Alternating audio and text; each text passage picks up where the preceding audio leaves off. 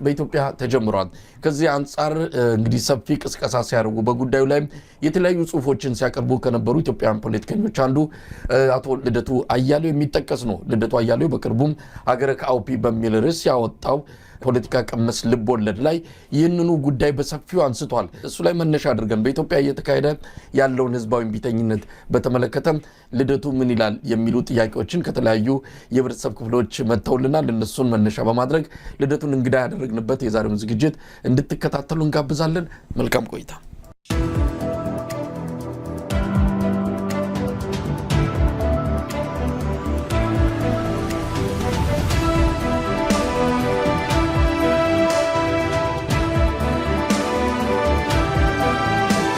አናስተልን ልደቱ ሳይ እንዴት ነህ? ስለ ግብዣ አመሰግናለሁ። በዚህ በህዝባዊ እምቢተኝነት ላይ የማይናወጥ አቋም፣ ቀጥ ያለ አቋም ይዘህ ለረጅም ጊዜ ቆይታል። ብዙዎች እኔን ጨምሮ የህዝባዊ እምቢተኝነት ኢትዮጵያ ውስጥ ሊሰራ አይችልም፣ በህዝብ ትግል በተለይ በመሳሪያ ትግል ነው ያገዛዝ ሊወድቅ የሚችለው የሚል አቋም ይዘን ቆይተናል። አሁንም ቢሆን በህዝብ ትግል በመሳሪያ ትግልም አዋጭ ነው ያም ያስኬዳል የሚለውን አቋም አልተውነውም። ነገር ግን ለዚህ ለህዝባዊ እምቢተኝነት እድል መሰጠት አለበት የሚለውን የእናንተን አቋም ብዙዎች ሲገፉት ነበረ። እናንተ አጠናከራችሁ ያዛችሁት። ከዛም ባለፈ መጽሐፍም ጻፍክበት፣ ብዙ የውይይት መድረኮችም እንዲፈጠሩ አድርጋል። ወደዛ እመጣለሁ ዝርዝሩን። ግን እንደው ምን ተሰማ? በተለያዩ የህብረተሰብ ክፍሎች ህዝባዊ እምቢተኝነት ተጀምሯል። እንደው ያዝ ለቀቅ ቢያደርግም ዋና መጀመሩ ነው። አንድ አካባቢ ይነሳል፣ ሌላ አካባቢ ይቆማል። እንደዚህ እያለ ግን ቀጥሏል። አሁን ደግሞ ዩኒቨርሲቲ ተማሪዎች ተቀላቅለውታል። እንደው አጠቃላይ እንደው ለመነሻ እንዲሆነን ምን ተሰማ? ህዝባዊ እምቢተኝነት ኢትዮጵያ መጀመሩን የሚገልጹ መረጃዎች እየበረከቱ ናቸው። እሺ፣ በቅድሚያ መሳይ ሰሞኑን በተከታታይ የምትሰራቸውን ፕሮግራሞች እየተከታተልኩ ነበርና አብዛኛውን ትኩረትህን ያደረግከው በህዝባዊ እምቢተኝነት ነውና ይሄ በጣም ይበጅ የሚባል ነው። የበለጠ አጠናክረህ ልቀጥልበት የሚገባ ጅማሮ ነው። አንተ ብቻ ሳትሆን ሌሎች መገናኛ ብዙሃንም በተመሳሳይ ሁኔታ እዚህ ላይ ትኩረት አድርገው መስራት አለባቸው የሚል እምነት አለኝ እና ለዛ አድናቆቴንም ምስጋናዬንም ለመግለጽ እወዳለሁ። በቅድሚያ ምልህ ሚዲያዎች ላይ አዎንታዊ የሆኑ ለውጦችን ማየት ጀምረናል። ያው ለምሳሌ የግንቦት ማንፌስቶ ላይ አይተህ ከሆነ ካሉት 11 ቅድመ ሁኔታዎች የመጀመሪያው ቅድመ ሁኔታ ያልተከፋፈለ እይታ ሊኖረን ይገባል። ህዝባዊ እምቢተኝነትን በሚመለከት አንዳችን ህዝባዊ እምቢተኝነት ያስፈልጋል ወይም ይሰራል እያልን ሌላ ግን የፖለቲካ ኃይሉ ውስጥ ሚዲያው ውስጥ አይሰራም አያስፈልግም የሚል ኃይል ካለ የህዝባችንም አመለካከት በዛው መጠን ነው የሚከፋፈለው እና ህዝቡ በአስተሳሰብ ከተከፋፈለ ውጤታማ የሆነ ህዝባዊ እምቢተኝነትን ማካሄድ አስቸጋሪ ነው እና አሁን እያየነው ያለው እንቅስቃሴ ግን በጣም በጣም ተስፋ ሰጪና አበረታች ነው። አብዛኛው ሊባል ይችላል ሚዲያ ህዝባዊ እምቢተኝነት አስፈላጊ ነው የሚለውን አስተሳሰብ ገዝቶታል። ከዛም አልፎ በትጥቅ ትግል ነው ኢትዮጵያ ውስጥ ለውጥ መምጣት የሚችለው ብለው እንዲሁ በሐሳብ ብቻ ሳይሆን በተግባር ትጥቅ ትግል እየመሩ ያሉ ሰዎች እንደነ ዘመነ ካሴ አይነት ሰዎች ሳይቀሩ ህዝባዊ እምቢተኝነት በከተሞች እንዲነሳ ጥሪ እያደረጉ ያለበት ሁኔታ ነው የተፈጠረው። ይህ አይነቱ ያስተሳሰብ አንድነት ዋና የማይታለፍ ምትክ የሌለው ቅድመ ሁኔታ ነው። ህዝባዊ እምቢተኝነት እንዲነሳም ከተነሳም በኋላ ደግሞ ውጤታማ እንዲሆን በጣም አስፈላጊ ቅድመ ሁኔታ ነው እና በዚህ ረገድ ሪሊ እየታየ ያለው ውጤት በጣም አበረታች ነው። የበለጠ ተጠናክሮ መቀጠል ያለበት ጉዳይ ነው። ምን ተሰማ ያልከው ነገር እውነቱን ለመናገር ያው ካንተም ጋር ደጋግመን ውይይት አድርገንበታል። ይሄ እንቅስቃሴ መጀመሩ አሁን ምንም አልደነቀኝም። እኔ ያው ሁላችንም ስንል እንደነበረው ኢትዮጵያ ውስጥ ያለው አሁን ብሶት፣ ግፍ ሞልቶ መፍሰስ ጀምሯል። አሁን የጀንዚ ሙቭመንት ወይም እንቅስቃሴ ከሚካሄድባቸው ከሁሉም ሀገሮች የበለጠ ለህዝባዊ እምቢተኝነት ምቹ ነባራዊ ሁኔታ ያለው ኢትዮጵያ ውስጥ ነው።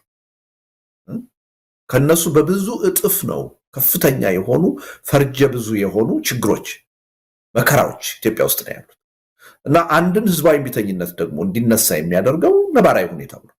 ነባራዊ ሁኔታው መኖር አለበት። በእቅድ ህዝባዊ እምቢተኝነቱ መመራት አለበት የሚል መነሻ ሐሳብ ነው የቀረበው። እሱን መሰረት አድርገን እነዚህን ጥያቄዎች በዚህ ውይይታችንን መልሳለን የሚል ግምት አለኝ። ልደቱ ምናልባት ይሄ የግንቦት ምርጫ ወይስ የግንቦት ማኒፌስቶ የሚለውን ጽሁፍ ካነበብኩ በኋላ የተሰማኝ ነገር ይህንን አሁን የተጀመረውን ህዝባዊ እምቢተኝነት ምን አይነት መልክ አለው ከዚህ አንተም ሆነ ሌሎችም ብዙዎች ከህዝባዊ እምቢተኝነት ጋር በተያዘ ሳይንሳዊም ሆነ ተሞክሮዎችን እየጠቀሱ የሚያቀርቡ ምሁራንም ፖለቲከኞችም አሁን ያለው ኢትዮጵያ ላይ የተጀመረውን እንቅስቃሴ እንዴት ነው ቅኝቱን ማስተካከል የሚቻለው? የተጀመረውስ ትንሽ አስቸጋሪ የሆኑ ነገሮችም ስላሉ ይህንን ቶሎ ወደ ትክክለኛው መንገድ እንዴት ማምጣት ይቻላል የሚለውን ነገር እንደው በተወሰነ ደረጃ እንደምናነሳ ተስፋ አድርጋለሁ። ወደ ጽሁፍ ስንመጣ እንግዲህ አሁን መሬት ረገጥ አድርገዋል። ባለፈው ልብ ወለድ ነው የሚለው ላይ ልብ ወለድ የሚለውን አሁን በትክክለኛው ኢትዮጵያ ላይ ካለው ጋር ትርጉም ባለው መልኩ በፊትም ያው ከኢትዮጵያ ጋር ተያያዥ ባለው ሁኔታ የቀረበ እንደሆነ ይታወቃል። አሁን ግን በደንብ በቀረበ የተለያዩ መገለጫዎች ነው ጽሁፉን ያደራጀውና እስቲ 11 ቅድመ ሁኔታዎች አሉ ብለሃል። እንግዲህ አንድ ህዝባዊ እምቢተኝነት በ45 ቀናት ውስጥ አንድን አገዛዝ ለማንበርከክ ከስልጣን ለማስወገድ ወደ ለውጥ እንዲመጣ ለማድረግ እንደው ሁሉም ከተስማማበትና አንድ ገጽ ላይ ካለ 45 ቀናት በቂ ናቸው በሚልም ያወጣቸው ዝርዝር ነገሮች አሉ። መጀመሪያ ቅድመ ሁኔታዎቹን እንመልከት። የጋራ አደጋን በጋራ መታገል የሚለው በመጀመሪያ በቁጥር 1 ላይ አስቀምጠዋል። ያ ነገር አለ ወይ? አሁን የጋራ እንግዲህ ተጀምሯል። በቁጥጥር ስር የሚዋል አይዋል ህብረተሰቡ ብሶቱ ፈንድቶበት አደባባይ ወጥቷል። ግን ቶሎ ወደ መስመሩ ማስገባት ሊቻል ይችላል። ግን ይሄ አሁን እዚህ ላይ ደርሰናል ወይ? የጋራ አደጋን በጋራ መታገል የሚለው እዛ ነገር ላይ አለን?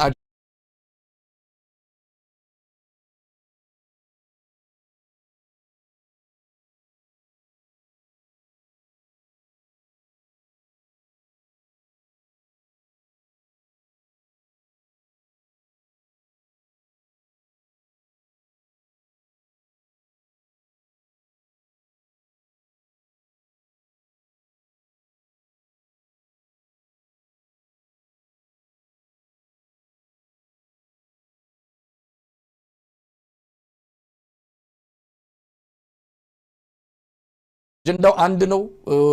ለጋራ አደጋ ህዝቡ ነው አደባባይ እየወጣ ያለው። ምን ይሰማል? ጥሩ ጥያቄ ነው። አንዱ መሰረታዊ ቅድመ ሁኔታ እሱ ነው። አሁን ኢትዮጵያ ውስጥ ባለው ተጨባጭ ሁኔታ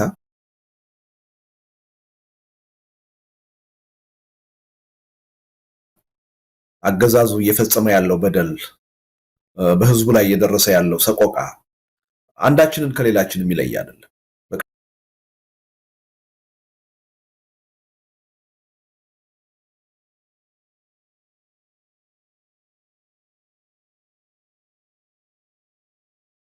ቀጥታ የሚሆን በተዘዋዋሪ ሁሉንም የህብረተሰብ ክፍል የሚመለከት ነው።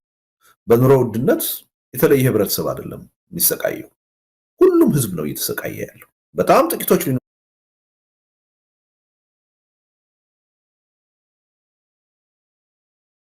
ይችላሉ በሙስና በፖለቲካ ስልጣን ላይ ሆነው በጣም በድሎት በአውሮፓም በአሜሪካም የማናየው አይነት ህይወት የሚኖሩ ሰዎች ሊኖሩ ይችላሉ። ኢምንት ናቸው። አብዛኛው ህዝብ ያለማጋነን 99% የሚሆነው የኢትዮጵያ ህዝብ ግን መኖር በማያስችል የኑሮ ውድነት እየተሰቃየ ነው። በመልካም አስተዳደር እየተሰቃየ ነው። እያንዳንዱ ዜጋ በሰላም እጦት እየተሰቃየ ነው። በነፃነት ከቤቱ ወጥቶ ሰርቶ መግባት የማይችልበት ሁኔታ ነው ያለው። ከፍተኛ የሆነ ጦርነት ነው እየተካሄደ ያለው። የወደፊቱን ትውልድ ዕጣ ፈንታ የሚወስን አገሪቱን ከመኖር ወደ አለመኖር የሚቀይር ሊያፈራርስ የሚችል የበለጠ ዘር ጨራሽ የእርስ በርስ መተላለቅ የሚያስከትል ጦርነት ውስጥ ነው ያለን እና በኢትዮጵያ ተጨባጭ ሁኔታ አሁን ኢትዮጵያ ውስጥ ያለው ችግር እኔን አይመለከተኝም ሊል የሚችል ሰው የለም መሳይ። ስለዚህ የመጀመሪያው ግንዛቤ ውስጥ መግባት ያለበት የአንድ ህብረተሰብ ችግር አይደለም፣ የሁለት ህብረተሰብ ችግር አይደለም። ኢትዮጵያ ውስጥ አሁን ያለው ችግር የእያንዳንዳችን ችግር ነው፣ የሁሉም ህዝብ ችግር ነው፣ የጋራ ችግር ነው ብለን መተማመን አለብን። የጋራ ችግር ነው ብለን ስንተማመን የሚካሄደው ትግል የጋራ ይሆናል፣ የሚገኘውም ውጤት የጋራ ይሆናል። አሁን ለምሳሌ የተማሪዎቹን እንቅስቃሴ ወይም የመምህራኖቹን እንቅስቃሴ አይደለ አንድ ኢሹ ወይም ደግሞ አንድን ህብረተሰብ የሚመለከት ይዘው ነው የወጡት። የደሞዝ ጥያቄ አሁን የወጣ ይሄ 1 ዓመት ተማሪዎች ማገልገል አለባቸው የሚል ጥያቄ፣ የሐኪሞች ጥያቄ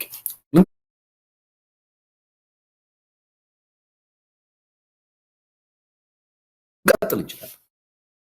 እዚህም እዛም በጣም ትንንሽ የሆኑ ኢሾች ናቸው እየተነሱ ያሉት። ይሄ የት ያደርሰናል የሚለውን ነገር በደንብ ቆም ብለን ማየት አለን። ችግሩ የጋራ ሆኖ እያለ የሁሉም ህዝብ ሆኖ እያለ የሆኑ የህብረተሰብ ክፍሎች ከራሳቸው ጋር የሚሄድን አንድ ጥያቄ ይዘው ስለተነሱ የት መድረስ ይቻላል? ለምሳሌ የሐኪሞችን ወይም የመምህራንን ደሞዝ ሊጨምር ይችላል። ይሄ መንግስት ችግር የለበትም፣ ገንዘብ አትሞ መስጠት ነው። ሊጨምር ይችላል። 100% ጨምሬላችኋለሁ ሊል ይችላል። እና ያ ዘላቂ መፍትሄ ያመጣላችኋል ወይ? ችግራቸውን ይፈታዋል ወይ? አይፈታውም። ኢንፍሌሽኑ ይባባሳል። 6 ወር ዓመት ሳይሞላ የበለጠ የኢኮኖሚ ቀውስ ውስጥ እነዛ የህብረተሰብ ክፍሎች ይገባሉ። ስለዚህ ምንድነው የጋራ መሆኑን ስናውቅ አጀንዳዎቻችን ራሱ ፖለቲካዊ መሆን አለባቸው፣ መሰረታዊ መሆን አለባቸው።